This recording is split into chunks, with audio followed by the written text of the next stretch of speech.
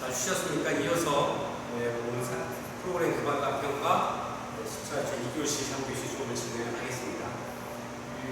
2교시, 3교시 때 이어서 프로포잘을 어떻게 하면 작성할 수 있는지, 매뉴얼이라는 프로포잘이라는 게 보통 이제 저희가 졸업생분들이 제일 생각을 하시는 부분들이 뭐냐면 잠깐 다시 하겠습니다.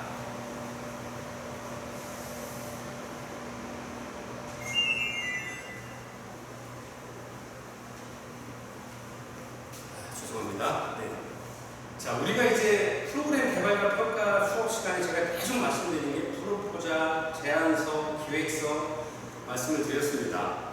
쉽게 이해를 하시자 그러면 제안서, 프로그램의 개발과 평가를 배우는 이유는 우리가 서비스 이용자, 클라이언트의 욕구가 무엇인지를 파악을 해서 그 욕구를 해결해 주기 위한 어떤 일련의 활동들, 그런 걸 우리 프로그램이라고 하는데, 일련의 활동들을 통해서 서비스 이용자 아니면 클라이언트의 욕구를 해결해 주기 위한 겁니다. 그런 일체 모든 활동들을 계획으로 만드는 거죠.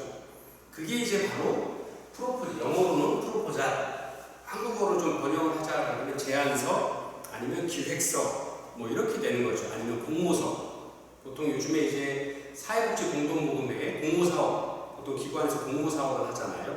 그러면 그럴 때 공모사업을 위한 사업 계획서가 바로 프로포잘이 되겠습니다. 그래서 프로그램 개발과 평가를 한 과목에서 배우는 것들은 어떻게 하면 서비스 이용자의 어떤 욕구를 어떻게 하면 과학적으로, 논리적으로 파악을 할 것인가, 그런 과학적인 방법들을 배우는 거고요. 그 다음에 그 욕구를 해소하기 위한 일련의 활동들, 그런 것들 아까 프로그램이라고 말씀을 드렸는데, 그 프로그램들을 어떻게 클라이언트의 시각에 맞춰서 서비스 이용자들이 참여하기 쉽도록 만들 거냐, 그래서 그거를 만들어서 어떤 변화를 클라이언트에게 줄 거냐 하는 겁니다. 그 다음에 그 변화를 통해서 어떤 그 사람의 삶의 질을 높이는 데 목적과 목표를 두었다라 그러면 전문적인 입장에서 사회복지 전문직으로서 그러면 비용은 얼마가 드는지, 그 다음에 프로그램이 과연 진행하고자 하는 프로그램이 효율성 있는지, 효과성 있는지, 효과를 어떻게 할 건지, 그 다음에 그런 것들을 통해서 일련의 활동들, 욕구조사에서부터 프로그램 활동을 하고 평가하고, 그래서 그 결과들을 내놔서 다른 어떤 공표할 수 있도록 하는 부분들, 이게 바로 사회복지기관의 책임성, 채무성이라고 우리가 한다라고 공부를 했죠. 그런 것들을 하나의 틀 안에, 서식 안에 넣어서 만들어내는 것, 그게 이제 프로포잘이라고 한다라고 하는 겁니다. 그래서 그런 것들을 그러면 어떻게 할까, 매뉴얼을 만드는 방법을 같이 공부를 하도록 하겠습니다. 이 수업을 들으시고 찬찬히 생각을 하셔서 15주차 기말고사 만드는 것들, 아니면 이제 자료를 좀 작성하고 계신 것들 한번 비교를 해보시면 좋을 것 같습니다. 그래서 15장에서는 원래 교재에는 안 나와 있습니다만, 또 사회복지 공동모금회에 있는 어떤 제안서 틀들을 가지고 현재 우리나라에서 가장 잘 되어 있다라고 하는 것도, 또 많은 학자분들이나 사회복지 전문 기관에 계신 분들이 사회복지 공동모금회 위원으로 많이 계시고, 그분들이 이제 워낙 많은 금액을 공모사업을 하시다 보니까 경험이 많이 계셔서 어떤 일목적인 틀을 만들어 놓으셨거든요. 그 틀 안에 들어가면 이제 거의 모든 것들, 우리가 이야기하는 과학적이고 논리적인 어떤 방식대로 문제를 조사하고 풀어갈 수 있도록 이렇게 폼이 만들어져 있습니다. 그래서 그 폼을 작성하는 방법들을 같이 보겠습니다. 그래서 그 폼을 따라서 만들면 이제 큰 실수 없이 이 앞에 연구했거나 앞에 도전했던 많은 사람들의 경험들이 다 녹아있는 거여서 그런 것들을 한번 참고로 같이 훑어보고 여러분들한테 수업에 도움이 되도록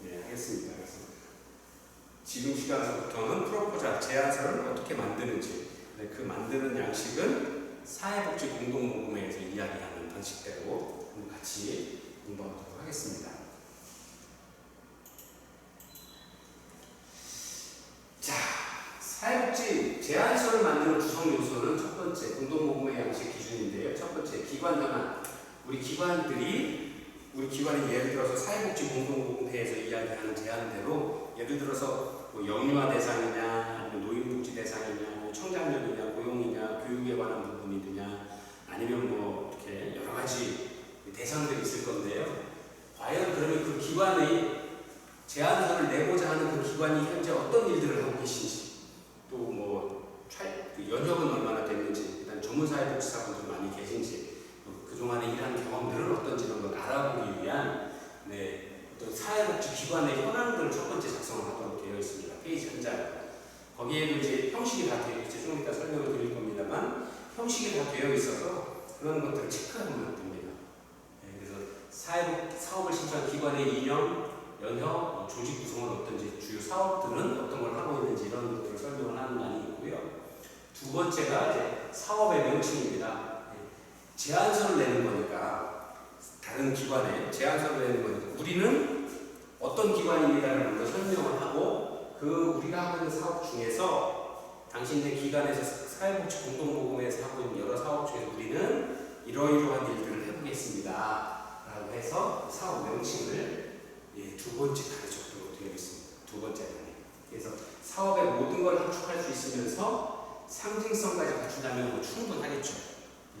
공식 명칭과 별칭을 함께 사용하는 방법들을 추천을 합니다. 이따 다 설명드릴 거니까 천천히 한번 같이 봐주세요. 그다음 세 번째가 이런 사업을 하기 위한 어떤 개요들, 계략적인 설명들을 적고되어 있습니다. 그래서 어떤 상황이나 어떤 문제 상황이나 욕구가 있었는지 클라이언트들에게 그런 것들부터 출발해서 누구를 대상으로 해서 어떤 방법으로 어떤 변화나 어떤 효과를 가져올 것인지에 대해서 기술하는 겁니다. 그래서 때로는 간단한 어떤 프로포절 금액이 작거나 뭐 단시간 하는 것들은 뭐 그 내용들만 봐도 다 이해할 수 있는 부분들이 있어서 생략을 하는 경우도 있습니다. 그다음에 네 번째가 사업의 필요성. 이런 사업의 명칭, 사업을 어떤 사업을 할 건지를 하고, 그리고 이런 사업들이 왜 필요한지, 해결해야 될 사회 문제 또는 그 문제를 가진 집단 욕구를 객관화시켜서 기술을 해줍니다. 그래서 보통 사업 배경이라고도 이야기를 합니다.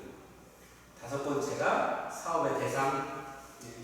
실제 프로그램을 진행하게 될, 실제 계획하게 될 집단을 이야기를 하게 되죠. 그다음에 사업의 목적이나 목표가 어떻게 만들지, 그다음에 사업 내용은 무엇인지, 목적이나 목표가 정해져, 사업을 하기 위한 어떤 계략적인 개요가 정해지고, 그다음에 그 사업의 클라이언트들이 누군지가 정해지면 그분들이 왜 필요한지 설명을 하고 어떤 목적과 목표를 가질 건지 산출 목표와 성과 목표를 구분해서 작성하도록 하고 있습니다.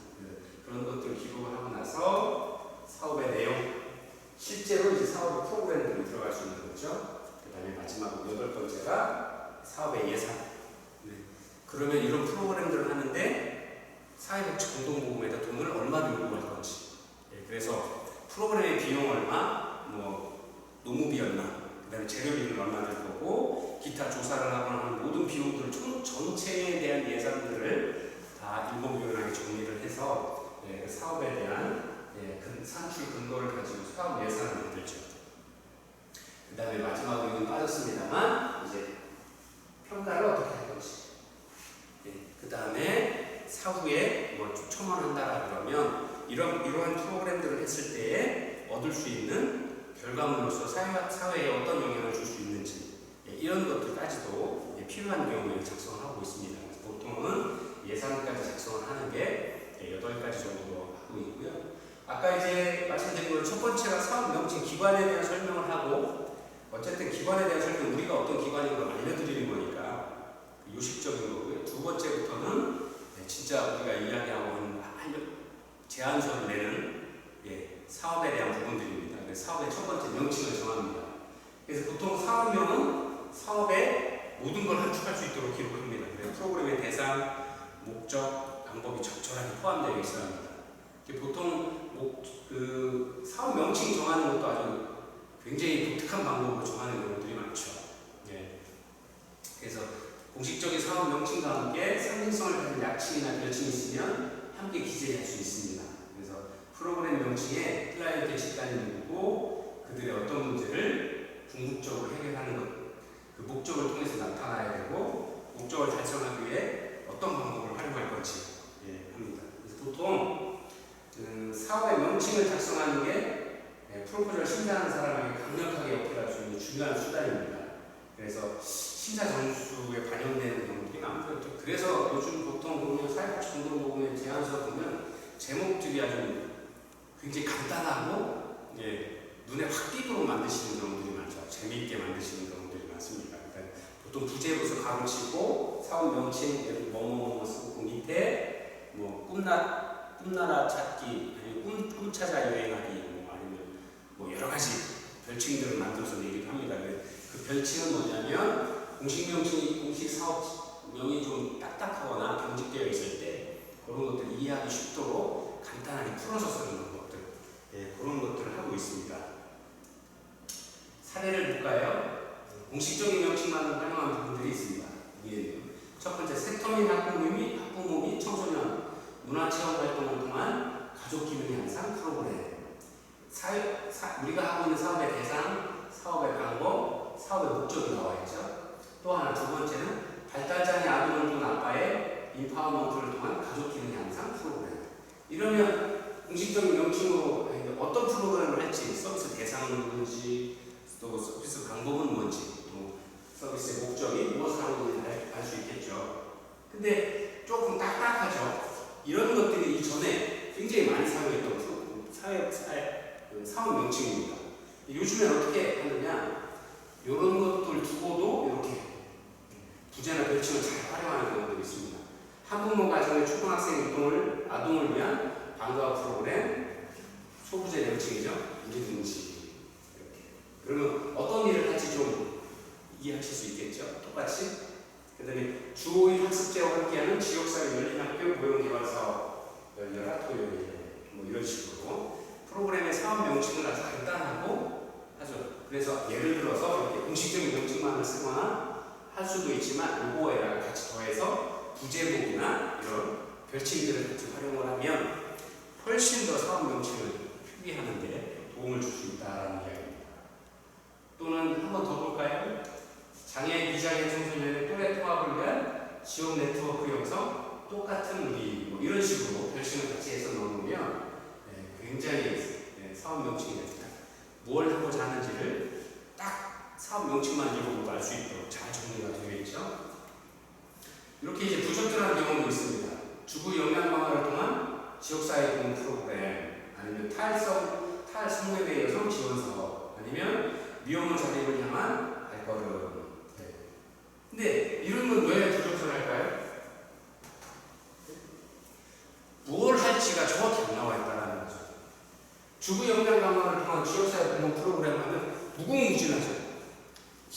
사업의 대상이나 사업의 진행 방면이 명확하게 안 드러났다라는 겁니다. 너무 구체적이지 않다. 구체적으로 우리는 어떤 일을 할 겁니다라는 거를 이렇게 딱 보여주어야 되는데 그렇지 않다는 거예요. 탈성매매 여성도 굉장히 많을 텐데 그분들을 위한 지원 사업만 해도 수백 가지가 나올 겁니다. 근데 그 중에서 저렇게만 적어놓으면 뭘 하겠다라는 건지 대상은 나와 있는데 구체적인 사업 방법이나 사업 진행 방법, 목적이 안 나와 있는 거죠. 그래서 이런 것들은 좀 올바르지 않고 부적절하고요. 좀 더 위에 보시는 것처럼 구체적으로 거기다가 이제 부제나 아니면 프로그램의 어떤 소명칭들을 정해서 해주시면 훨씬 더 심사나 평가자한테 사업 명칭을 정확하게 기억할 수 있도록 도움을 줄 수가 있죠. 또 그런 분들이 좋은 인상을 가진다 그러면 아마 제안서 채택에 있어서도 훨씬 더 좋은 평가를 받지 않을까 생각합니다. 또 한번 넘어가고요. 또 두 번째가 사업의 필요성. 사업을 왜 해야 되는지 정말 제안을 평가하는 경우에 정말 많은 제안서들이 오거든요. 복지기관마다. 근데 왜 필요한지를 분명하게 사업의 명칭도 아까 보셨던 것처럼 단순하고 명료하게 딱 보여주고 그다음에 그런 사업들이 왜 필요한지를 적어주는 거죠. 그것도 단순하고 우리 지역사회 특성을 딱 정리해서 우리 지역사회는 이런 사회이기 때문에 이러한 대상이 이만큼 있기 때문에 이 사업을 진행을 함으로써 굉장히 큰 효과를 얻을 수 있을 것이다 라는 것들을 잘 간단하고 명료하게 설명을 해줄 수 있으면 아주 효과적이겠죠. 그래서 사업을 수행하는 이유에 해당하는 것으로 어떤 사회 문제와 그 문제를 가진 집단의 욕구 등을 기술합니다. 특히 문제를 정확하게 진단하고 우리가 이야기하는 사정이죠. 지역사회 문제 사정, 욕구 문제 사정, 욕구 사정 뭐 이렇게 이야기를 했지 않습니까? 문제를 정확히 진단하고 문제의 원인을 정확하게 이해하는 것은 추후 프로그램의 궁극적인 목표가 되는 성과 목표를 도출하는 데 있어서 아주 중요할 수 있습니다. 우리가 계속 공부해온 것처럼 문제를 정확하게 진단하고 문제의 원인을 정확하게 이해하는 것은 문제 사정, 욕구 사정이 정확하게 되었다는 거죠. 욕구 사정이 정확하게 되면 문제를 해결해 나가기 위한 재반 방법들, 프로그램을 진행하는 방법이나 성과 목표나 산출 목표를 정확하게 집어낼 수 있다는 겁니다. 그래서 문제 사정을 정확히 하고 산출 목표나 성과 목표를 정확히 그에 따라서 정해주면 사업의 필요성이 한눈에 다 보실 수 있게 되는 거죠. 아까 보신 것처럼 두리뭉실하게 탈성년의 여성을 위한 지원 사업 이런 게 아니라 우리 지역사회에 뭐 그런 어떤 직업에 종사하는 분들이 계시고 그분들의 문제가 어떤 게 있고 근데 그분들의 욕구는 그런 어떤 건강한 사회생활을 하기 위한 어떤 욕구들이 크다라는 것들을 딱딱딱 짚어서 그분들을 위한 프로그램들을 이런 거 A, B를 해서 정상적인 사회생활이 될 수 있도록 일반 사람이 될 수 있도록 아니면 다른 직업을 구할 수 있도록 이렇게 하기 위해서 필요합니다 라고 적어주는 게 좋겠죠. 그런 이야기를 하고 있는 겁니다. 그래서 문제의 정의, 욕구의 기술 방법은 경험적 근거가 기본이지만 또는 선행론이나 이론적인 근거나 통계자료, 욕구조사, 언론 보도 내용 등을 통해서 보다 논리적이고 객관화시켜서 기술해주는 게 좋습니다. 나의 생각이 아니라 우리 지역사회의 여론이나 아니면 이슈나 우리 지역사회 아젠다들을 보여줄 수 있는 여러 가지 객관적인 자료들을 통해서 근거를 제시해주면 더 과학적이고 논리적, 합리적으로 보이겠죠? 자, 이런 이야기입니다. 문제의 욕구 사정을 정확히 하고 프로그램 실행하고 성과 목표 달성하고 문제 있고 해결되는 상황들을 쫙 보여주는 게 사회 필요성을 한눈에 설명을 하실 수 있는 거죠. 자, 아까 말씀드린 문제와 욕구의 사정을 정확히 하고 그래서 그런 문제와 욕구를 해결하기 위한 프로그램들을 어떤 걸 진행하고 이런 것들을 통해서 달성되는 목표, 산출 목표나 성과 목표를 어떤 걸 만들어내고 그렇게 함으로써 클라이언트들의 욕구가 해결되는 상황들을 간단하게 설명을 해주면 사업의 필요성이 설명이 되는 거죠. 아마 각 과정마다 한 줄에서 두 줄, 그래서 길면 8줄, 짧으면 6줄 정도를 작성을 하면 사업의 필요성을 딱 적어줄 수가 있는 거죠. 네. 자, 사업의 필요성을 한번 이렇게 한번 볼까요? 사례를 보면 뭐 대상자 요금의 문제죠. 저소득야가 방임하고 뭐 이렇게 해서 합니다. 뭐 저소득 가정의 부모들의 어떤 문제들, 또 지역의 환경적인 특성, 또 경험적인 근거, 또 본 사업과 관련된 지역 복지 자원의 현황들 이런 것들을 다 자료를 통해서 보여주면 객관적인 자료를 보여주면 훌륭한 사회복지 목적의 필요성, 욕구사적인 근거라든가 아니면 또 우리가 목표로 하고 있는 성과 목표나 산출 목표에 지역사회의 어떤 욕구를 반영을 해서 그 근거의 자료들을 내놓는 거죠. 그래서 지역사회를 기반으로 하는 개인 어떤 사업 제안서라고 하면 반드시 해당 지역의 문제나 욕구를 제시하는 객관적인 자료를 제시할 필요가 있습니다. 좀 부적절한 경우는 뭐냐? 논문을 쓰듯이 이론적인 것을 장황하게 쓸 때는 좀 어렵겠죠. 그 다음에 구체적인 사업 내용만 중심으로 기술하는 거예요. 아까 말씀드린 대로 문제나 욕구를 객관적으로 욕구 사정을 한 과정들이나 결과에 대해서 전술하지 않고 우리가 어떤 일을 할 거지만 그냥 사업의 필요성이 계속 치시는 경우 또 경험적인 기반만 갖고 있어서 너무 주관적으로 느껴지는 경우 객관적인 자료나 지역사회 백서나 통계자료나 뭐 보도 내용이나 뭐 전문가들의 의견이나 이런 거 없이 기관에서 생각했던 어떤 방향들만 제시하게 되면 주관적인 생각을 가질 수밖에 없겠죠. 그래서 다른 어떤 기관의 생각, 다른 전문가의 생각, 아니면 이전에 있었던 사전 연구에 대한 결과들을 같이 객관적으로 써주는 것들이 꼭 필요합니다. 그래서 보통 이렇게 쓰죠. 여기 보시는 것처럼 이렇게 한국 사회 살기 때문에 정신적으로 매우 힘들고 우울증 겪는 경우가 많았다 라고 하면서 어떤 글을 작성하는 방법에 있어서 좋은 방법들을 활용할 수 있습니다. 그 다음에 중요한 단어는 진한 글씨체, 밑줄을 그어서 강조해주면 그 단어들을 쫙 봐도 평가자들이 어떤 일을 하고 어떤 사업을 하려고 하는구나, 왜 이 사업이 필요하겠구나 라고 알 수 있도록 도와줄 수 있습니다. 그래서 보통 사업의 필요성은 마치 기자가 특정 사건이나 내용을 신문을 통해 알려주는 것과 같은 유사한 기법을 쓰는 것이 좋습니다. 그래서 기자는 다양한 통계 자료나 조사 결과가 있으면 이 도표나 그림을 통해서 시각적으로 쉽게 이해할 수 있도록 제시하려고 합니다. 그래서 그런 것들이 많이 필요합니다. 그래서 필요하면 그 분야의 전문가를 인터뷰해서 인터뷰 중에 중요한 내용을 인용해 줄 수도 있습니다. 그래서 전문가는 보통 대학 교수나 그 분야 경험이 많은 시청자, 또 그분들이 그런 역할들을 많이 해주고 있습니다. 대상자 요구 반영 사례, 이렇게 사업 필요성에 대한 설명들을 하게 있는데요. 이런 식으로 쓰면 아주 좋은 사례가 될 수 있을 것 같습니다. 예, 알코올 중독 및 도박 중독 고위험군 원예 치료 프로그램 사업 계획서 중에서 한번 이렇게 뽑아봤는데요. 대상자 요구 및 문제점, 그래서 여기 보면 뭐 영구 임대 아파트 단지 내에 비공문화, 도박이나 알코올 중독이나 배회하는 그런 존재들이 많이 있더라. 네, 이렇게 쭉 보면 이러한 문제는 이렇게 되어 있죠. 그래서 집단의 비공 문화를 형성하고 있다. 그래서 어린이 공원을 이용하는 학부모, 어른들이 자주 공원에서 육아하니까 더욱이 딸이니까 뭐 이런 거 겁난다라고 했던 것들이 이 지역사회의 구성원들 욕구들을 이렇게 반영을 해주는 거예요.